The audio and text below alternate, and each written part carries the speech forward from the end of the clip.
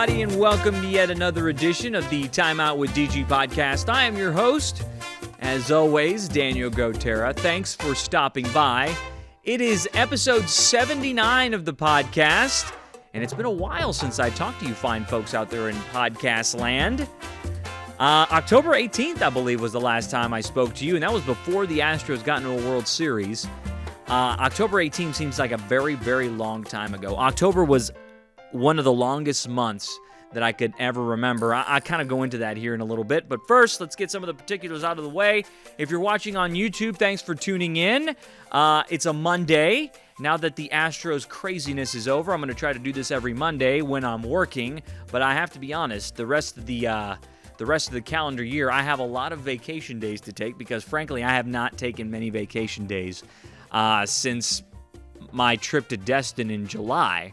Our family trip to Destin that we always take. I have not taken very many vacation days since then. And so I'm looking through all the days that I have accrued on the old Chronos system that we use to keep our time cards on. And I realized yesterday that I have 19 days to take from here until the end of the year. 19 days, which doesn't seem like a lot, but it does seem quite a bit when you're talking about schedules and things that have to get done working-wise. So the whole sports department, we mapped out our schedules on Sunday. So I say I'm going to record one every Monday, but there will be some Mondays coming up throughout the rest of the year that I won't be here, so maybe I can get you an audio version of this too. But I figured I'd get you one today since we have a lot to talk about. Before we get into the topics, let's get to some of the particulars. If you haven't liked and subscribed to the podcast already, what are you waiting for? I know it's been spotty. I get it. It's been spotty. I haven't been on here as much as I wanted to. But look, hey, time heals all wounds, right? Look, last time I had a video podcast, I didn't have that fancy Time Out with DG graphic behind me.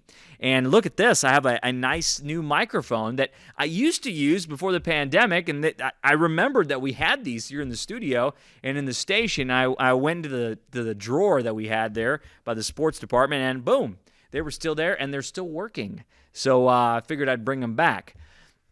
Like I mentioned, October is gone. It was a very eventful month. We had a lot going on as far as Astros baseball is concerned. We started, it's like I said, it seemed like it went on and on and on. It started with such promise for me, being a White Sox fan, and then that ended so terribly bad so quickly. But then the Astros got going. They beat the Red Sox, get into the World Series. I'll talk about the Astros in a little bit in one of my 5 headlines coming up. But, yeah, hope you guys have been doing well. I know it was a stressful time watching those baseball games. And there were some late nights, man. I didn't even travel this postseason. My colleagues did that, and I was still getting home sometimes at like 1, 2 o'clock in the morning. And it was a crazy time. It was a crazy experience, but it was fun. Our 3rd World Series in 5 years, which is something a lot of fan bases do not experience. And I hope the people in Houston really appreciate that because, like I said, some fan bases aren't even close to that. Have never even come close to that. And we're experiencing it here in Houston. Astros are still going to be good no matter what happens to Carlos Correa. But like I said, I'll talk about that in a second. A couple of personal anecdotes. One of the coolest things about the World Series was that, if you've been following me on social media, then you know what I'm going to talk about. So my wife is over at Fox 26. She's one of the main anchors. Rashi is her name. If you watch local news and you consume local television, you probably recognize her as well. So she's been on the main anchor desk since last year. Super proud of her. And it was so cool that a couple of years ago, we didn't get this opportunity because she was still working the morning show over at Fox 26. But now she's on the night side crew, one of the main anchors, as I mentioned, and we got to work side by side at the World Series. If you haven't seen the pictures, go check them out on my social media pages. It's kind of a cool personal anecdote for me. We come across so many people in this business, and TV is such a small world, and not many people are married to someone in television. She and I met in our first jobs, and now all of a sudden we're reporting on the World Series in Houston, the town that I grew up in, her hometown. So it was pretty cool. I must say, it was a lot of work and stressful at times, but that was a very cool moment that my wife and I had on the field reporting side by side for two different television stations. I don't know how many times that's happened actually here in Houston, but I thought that was a pretty cool thing for sure. Other than that, what else has been going on? Getting ready for Thanksgiving at the GoTerra house, doing some housework, and just kind of rolling on. What do we have to talk about today? We have the Texans to talk about. We have the Dynamo introducing a new general manager. Like I mentioned, we'll talk Astros. I don't know if I'm going to get really into Eternals. I saw Eternals. I'm that Marvel super fan that watches these movies Thursday night before the Friday, nationwide debut of the film. So I watch these things on Thursday night. I may get into it a little bit and then record another episode talking about just how bad I thought that movie was. For the first time in a long time, I walked out of the movie theater and I thought, in a Marvel movie, I'm like, what the heck did I just watch? I thought it was pretty poor.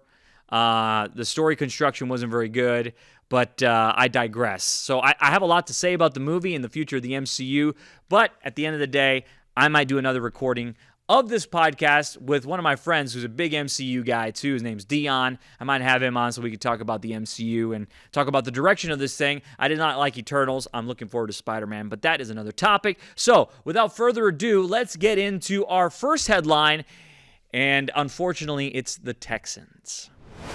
Oh, the Texans. They're now 1-8, losers of 8 straight after a 17-9 defeat at the hands of the really bad Miami Dolphins. Not as bad as the Texans, though, as we found out. It was a turnover fest over at Hard Rock Stadium in Miami. It was just dreadful to watch. Bad football. But this is where we're at with the Texans. Let me give you a story. So my wife and I take our 2 kids to this local restaurant every single weekend. They love it. We love it. It's got great food, free ice cream. I'm not going to name the place because I don't want to put them on blast, but my wife asked me before we headed out, say, hey, do you need to watch the game? I said, I don't really want to. I don't want to watch it, but I kind of have to watch it. So anyway, we go out and we go to this place, and I said, it's going to be fun. Hey, it's going to be on TV, so while we're eating, kids are having fun, whatever, I'll watch the game and whatever.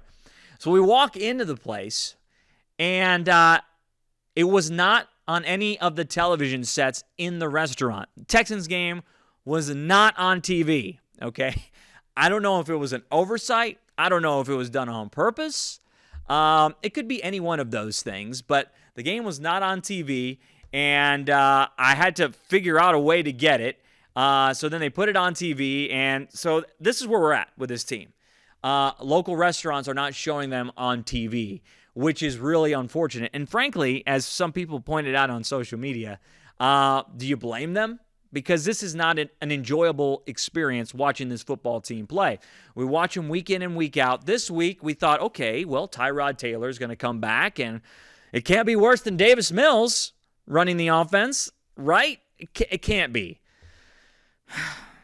They have not scored a road touchdown since week 2 against Cleveland when Tyrod got hurt. And, Tyrod said after the game that it wasn't rust. He just played bad. And yes, that's true. I mean, he did play poorly, but I think it has to do with, knocking some rust off. You're coming off of a hamstring injury, and, you're not going to be yourself, especially with a hamstring. Those things are really tricky. But, man, I just don't know what else to say about this football team. I mean, it's just not very good. I mean, there were multiple times in the game where you're looking at schemes, where you're looking at plays that are being called, alignments, and you're like, what is going on? The Miami Dolphins ran 0 blitzes all game long. They knew they were going to do this. The Texans knew coming into this game that the Dolphins were going to blitz the hell out of them from the very beginning, and that's what they did, and they still couldn't stop it. The play calling never changed. It was the same. They tried to run the ball. They outrushed the Miami Dolphins, but that's not saying much. They ran the ball, I guess, a little bit better, but Tyrod had no time back there. Yeah, it's on him to recognize certain blitzes and stuff, but then there were times, and I go back to this, and I've talked about it with several people, and this is where we're at with the team. There's a certain sequence in the game, and I wish I could show you on this, but I can't run NFL video on YouTube, but they were down in the goal line in the second half. Tyrod Taylor is calling the plays, and it's obviously a pass play, But if you look at the offensive line, you have Titus Howard playing left guard, and then I'm not really sure who the center was. I'm going to be honest. I don't know who the center was at the time. But then it's like the parting of the Red Sea. They snap the ball, and they go in opposite directions, and the defender lined up right in the gap, right in between them, heads right for Tyrod Taylor, and they had no time to complete the pass. No time at all to complete the pass. And I'm thinking, this is where we're at. They're undisciplined, too many penalties. They're not very well coached. I was praising David Culley early on and his coaching staff because they came out of the gates pretty strong. They looked great against Cleveland. And then once Tyrod got hurt, this thing has completely fallen apart. In fact, David Culley talks about the self-evaluation that has to happen now as this team enters the bye week with a 1-8 record. You evaluate everything. I evaluate what I'm doing. I evaluate the message that I'm giving to him. I know the message I'm giving to him is the right message. Am I giving it to him the right way? What can I do to maybe give it to them to the point to where they really, really, truly understand exactly what it means? But after 9 ball games now, they know. They know. It's been a roller coaster. If you want to look at it from an overview, there's been games where the defense hasn't been at its best. There's been games where the offense hasn't been at its best. So the biggest thing is we have to play a complete game. We haven't done that yet. And we have a lot of ball left still to play this season, a lot of pride to play for, and to play that complete game. So that's David Culley, and that was safety Justin Reed talking about just what a mess this first half of the season has been. As I mentioned, it's 1-8. They go into the bye week.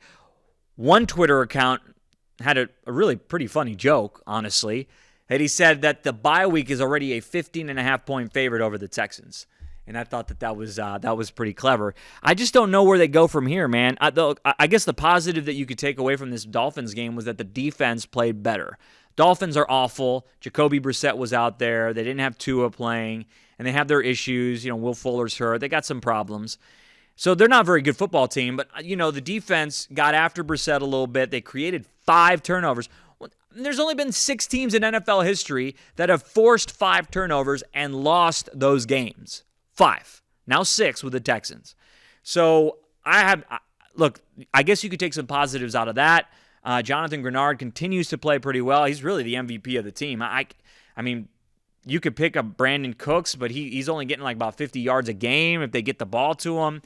So defensively, they showed some promise, but I think now moving forward, man, I just don't know. I don't know what there is to look forward to in this team. And again, the question becomes, and David Culley said it on Monday after the Dolphins game, is that Tyrod's still going to be the quarterback after the bye week. He's going to be the quarterback, and sorry, I got distracted with a green screen popped up in the studio, and then sorry about that. So Tyrod's going to be the quarterback after the bye week, but if this is the product that we're going to get, and I was all for Tyrod starting, I thought it was the right move because you got to keep the locker room at least moving forward. You got to keep the spirits up. You get a veteran quarterback. Davis Mills is not playing well.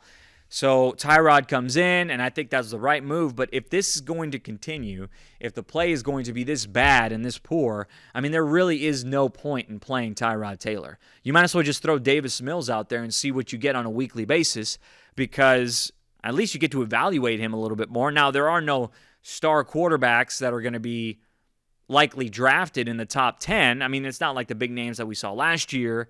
I don't think that crop is coming through for this year's draft. So the Texans are going to have to pick maybe a defensive player or another impact player to build depth on this team. But still, you have to evaluate Davis Mills, and you have to see exactly what kind of development he has throughout the rest of the season if we're going to get this style of play. And the other question becomes, you want to keep the morale of the locker room up, but at this point, what good does it do you to win?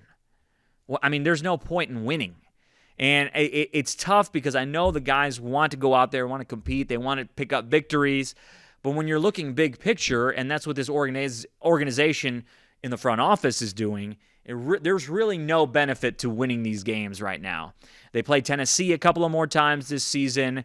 They play the Jets later on this year. I think they may win 1 or 2 more games, put them to 3 wins. That could drop them because there's a lot of bad football being played in the NFL this year. That could drop them down to like 5, 6. But again, if there's no star quarterback that you need to be the number 1 overall pick, then it doesn't really matter. As long as you take a really, really good player in that top 5, 6, 7 of the draft, then you're going to be fine. But I don't blame that restaurant for not showing the Texans game. And I just don't know where they go from here, man. It's going to be a long season. We got, what is it? What are they, 1-8, 17 games? We got 8 more games of this Texans football to watch. So we'll see what happens. Topic number 2, Astros baseball and the impending free agency of Carlos Correa. Not impending, really. It's here. Carlos Correa is now going to be a free agent. He's officially a free agent. The Astros extended a qualifying offer to Correa, but he's not expected to sign that. He's not expected to accept it. They also extended something to Justin Verlander. I don't think he's going to sign that either. It's for around $18 million. I don't think that Justin's going to sign it. So the Astros, look, let's kind of go back a little bit. We haven't talked since the World Series ended. I thought it was a great run. I think they just ran out of gas. Atlanta played really well. They had great pitching. They got the job done. Timely hitting. I thought they had the opportunity, Astros that is. I thought they had an opportunity to win Game 4. It was Game 4 where they were winning late. And Christian Javier came in and gave up those 2 home runs, one of them to Jorge Soler, who is a beast, by the way. Jason Bristol, my colleague, and I were talking about before the series. I hadn't realized he was in Atlanta. I guess I was paying attention too much to the American League, that he got traded from the Royals to Atlanta. I remember him in Kansas City, and that kid can hit. A couple years ago, he hit 40 home runs in a ballpark, and for a team that wasn't getting a lot of attention. And that ballpark in Kansas City is not a friendly hitter's park. He hit 40 bombs. So I knew before the series started that he was going to be dangerous if he was healthy, and it turned out that he was. I just think the Astros ran out of gas. I really do. And it brings the question about this Astros run. How is this, and I'm not saying they're done, but if Correa leaves, then the core of this group, this core that has been in place since 2015, right? And then when Yuli was added in 2016, this core, how is it going to be remembered on the field? I think, as far as baseball results go, it should be remembered pretty fondly. Now, I know the sign-stealing thing is going to, hover over these guys for the rest of their careers. They did it to themselves. They didn't have to do it. They didn't have to cheat. They didn't have to steal signs by banging trash cans. It's a storyline that has been beaten over like a dead horse. I get that. They didn't have to do that. But when we're talking legacy, I think this Astros team fell short of what it really could have been in the history of the game. I mean, they made 3 World Series. They only won 1. The one in 2019 really hurts. That is the World Series they should have won because they were the vastly superior team to Washington, and they couldn't even win a home game in the World Series. That's the one that will eat away at Astros fans, I think. This one is, hey, look, they got to the World Series. They didn't really have a lot of pitching. Once Lance McCullers went down after the White Sox series, Dusty Baker and Brent Strom and the group had to really just kind of piece together something. Framber Valdez and Luis Garcia, Jose Urquidy. I mean, these guys are maybe 2, 3, 4 starters. They're not going to be, they're not top of the rotation guys taking the ball twice in a World Series. That is a big spot for them to play and to pitch in. I just think they ran out of gas. I really do. I think this Astros team ran out of gas this year. You tip the cap to the Atlanta Braves. They played well. Their pitching was awesome. They got timely hitting.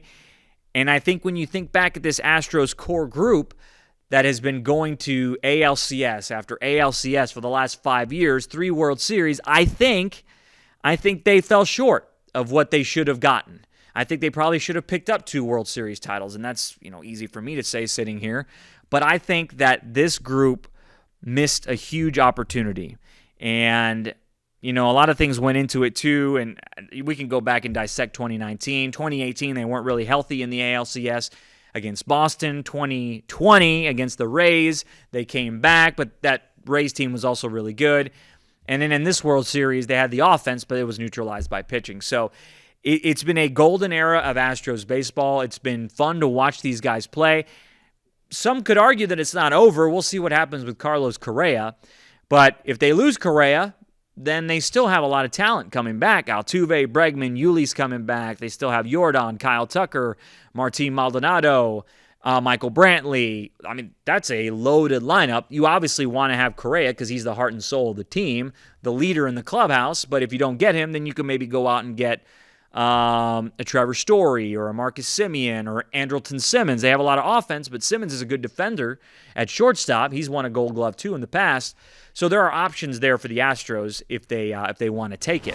So when it comes to Carlos Correa, the question becomes, what does he really want, right?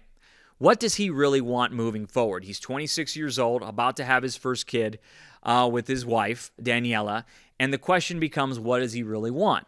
Now, from my perspective, the offer of 5 years, $160 million that the Astros are putting out there is pretty phenomenal. That's the biggest contract the Astros have ever offered a player.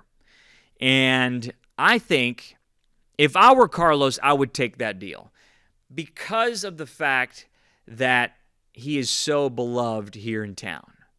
And because he's so beloved here in town, and because he means so much to this team, I think there's an element of that should matter. Now, there is the rumor and there's the belief that he wants a longer contract. Now, the Astros under Jim Crane have not done that, and I don't know if they're going to go 8, 9, 10 years. They could push it to 6 or 7, maybe. I don't know if they're willing to go over $200 million. And then the other question is, what does Correa want? In fact, does he want to be the highest paid shortstop and have the biggest contract out there? Somebody's going to pay him a lot of money. Are they going to pay him Francisco Lindor money? Maybe. I don't know, over a 10-year period? I'm not sure. But I think that this situation is going to be interesting to monitor. If you ask me right now, I don't think Carlos Correa stays. I think he's gone. I got the sense that he was leaving after the press conference, after the World Series. He was very appreciative. He was very, not remorseful, but he was remembering everything that went through in his mind, and he even talked about that was all that was going through his mind. That final at bat in the World Series, that might be his final at bat inside Minute Maid Park in an Astros uniform. So I don't think he stays, given all that sort of stuff. But the Astros, I think, could extend him for another year, maybe 6, and see if that entices him. We'll see what the market says. But if you have to ask me right now, I think Carlos Correa is leaving. What a hell of a run by Carlos here in town. He was special. I love Carlos. I think he was great.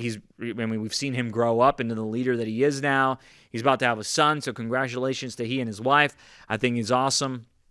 But I don't think he stays. I think Justin Verlander is for sure gone. I don't think he takes that qualifying offer. And Zach Greinke's probably going to be gone. He's not going to re-sign here. 1, we've heard in several years past that he didn't really like being here. And 2, I think that he wants to hit. And we saw during the World Series that I think he enjoys doing that part of the game if he wants to keep playing. I think they may bring back Kendall Graveman. I think that would be a great addition. He fit really well in the bullpen. Brooks Raley is a guy that Dusty Baker really loved. So moving forward, I think this Astros team is still poised to do some pretty good damage, especially in the division, which is very winnable. I know Seattle made a run there towards the end of the season, and if those young kids that they have improved, then they're going to be kind of a force to be reckoned with a little bit.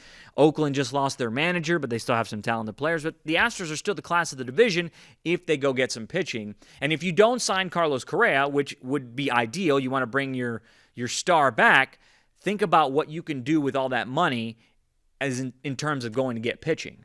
And I think it would be huge for the Astros to do that. Yes, bringing Correa back would be fantastic. But if you can go get some frontline starters, and you got to hope for Lance being ready to go in spring training, ready for opening day. You had Lance, Fromber's getting better. You had maybe 1 or 2 more starters, and then you have again a rotation that you can work with that will complete this offense and then round out the team. So the Astros are still going to be in the mix. I think they're probably going to win the division next year if everybody stays healthy. And we'll be right back to where we started in October, seeing playoff baseball again. The times aren't over at Minute Maid, but I think with this core group, it probably, crazy to say, it could have been better. Headline number 3, and we turn to the Dynamo, and they have some new leadership. Former Dynamo goalkeeper Pat Onstad introduced last week as the new general manager, and I think this is a slam dunk hire for the Dynamo. what's happened over there with that franchise is heartbreaking to see in terms of sports. Heartbreaking is kind of a strong word, but when you're talking about sports and sports franchises and the passion that the Dynamo fans have for their club, it's kind of heartbreaking to see what's happened over there. There's been this detachment from what made that organization really good.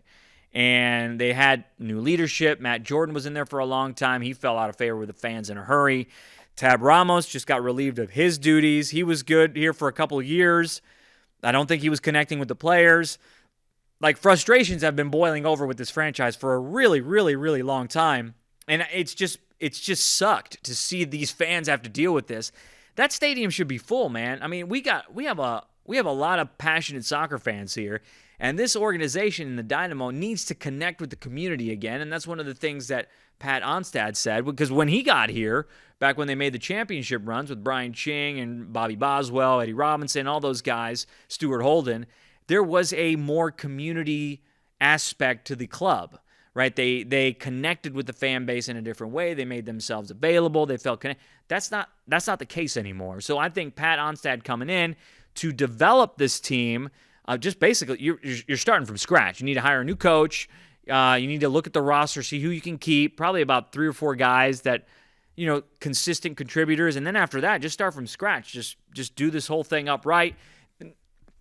Excuse me. They need to go out and get a designated player, spend some money on that. New owner Ted Siegel has said he's going to give them the resources.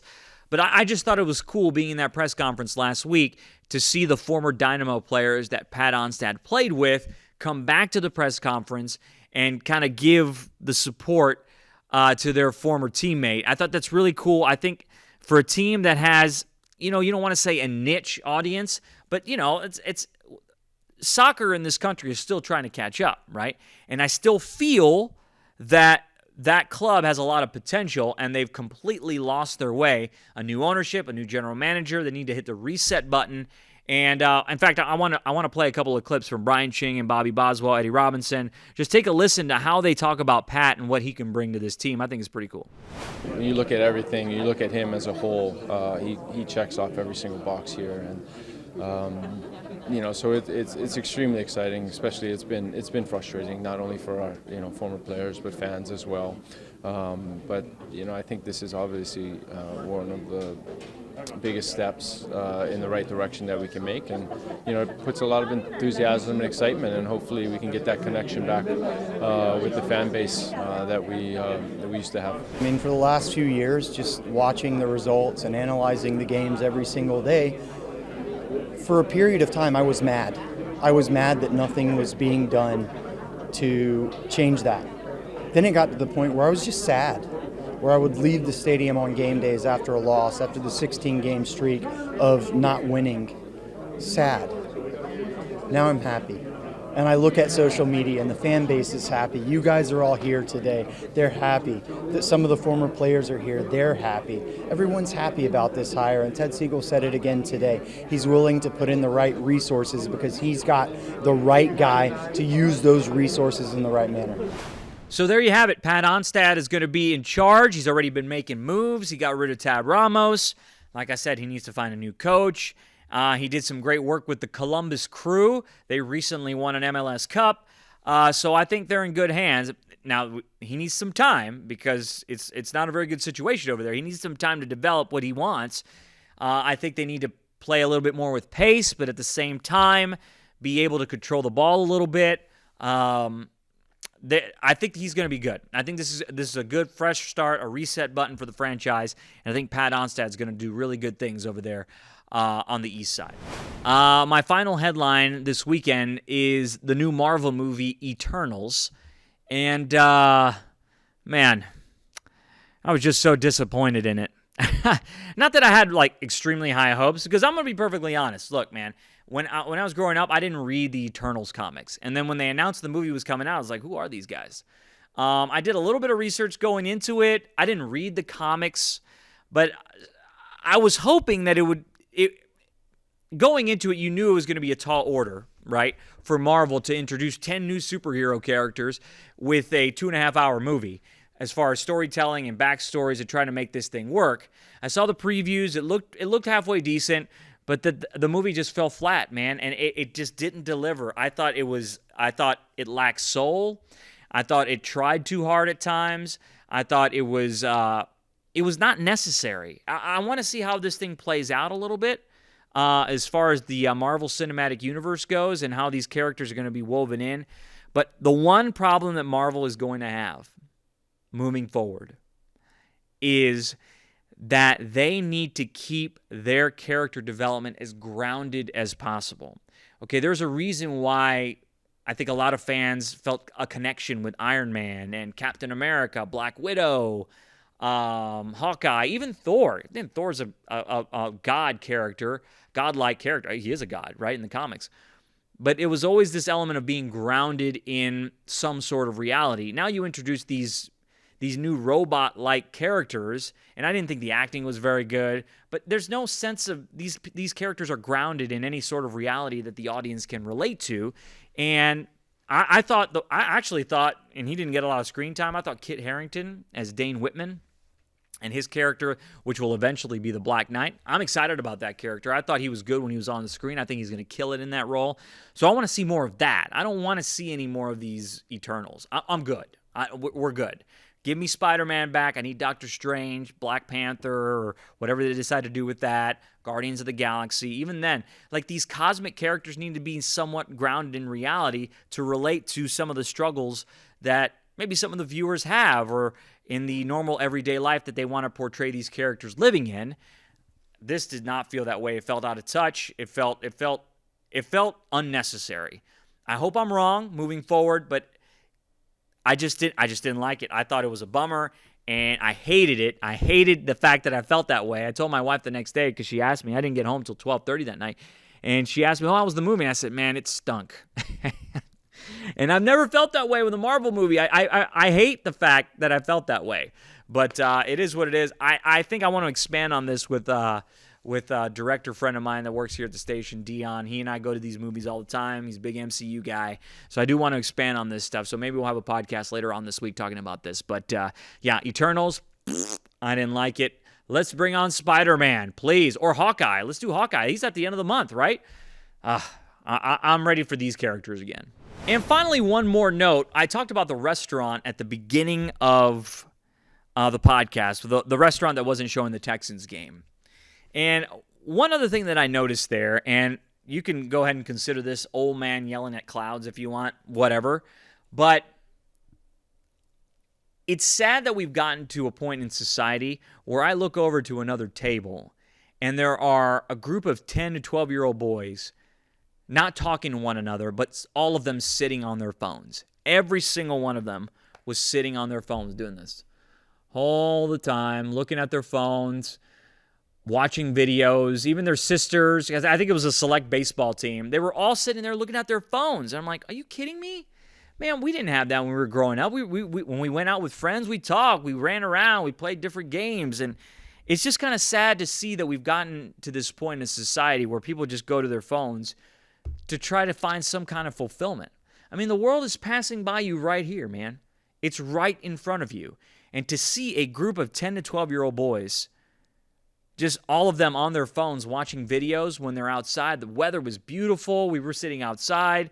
I thought it was sad to see, honestly. And it made me think about what I'm going to do with my kids. My kids, unfortunately for them, they're not getting any smartphones until they're at least in 7th or 8th grade. They don't need social media. They don't need to be on TikTok. All that stuff, I think, is poison for kids that young. And so, unfortunately for my kids, they're not going to get it.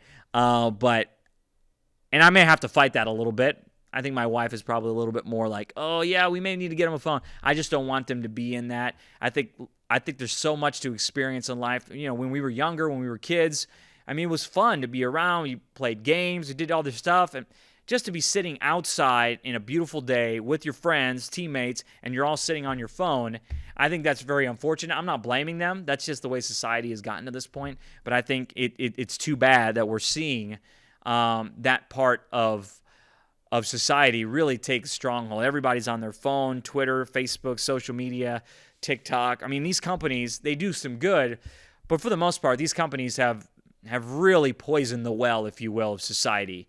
And I think it's unfortunate. I think it's really bad. And I think we kind of need a reset. Like I said last time in one of these videos, a reset in society like the Dynamo are doing. But that was another little personal anecdote I wanted to share before I left you for the day. All right, that is episode 79 of the podcast. Hope you enjoyed it. I will be back with another video element soon, maybe next week. Until then, I will talk to you on the next audio version of the podcast, which hopefully will be coming later this week when I either break down Eternals, we talk maybe Rockets basketball. We haven't talked about them in a while. They're not very good, but they're at least somewhat fun to watch, unlike the Texans. We're going to do all that as we continue to roll on with Time Out with DG. Thanks for tuning in, and I will talk to you guys later.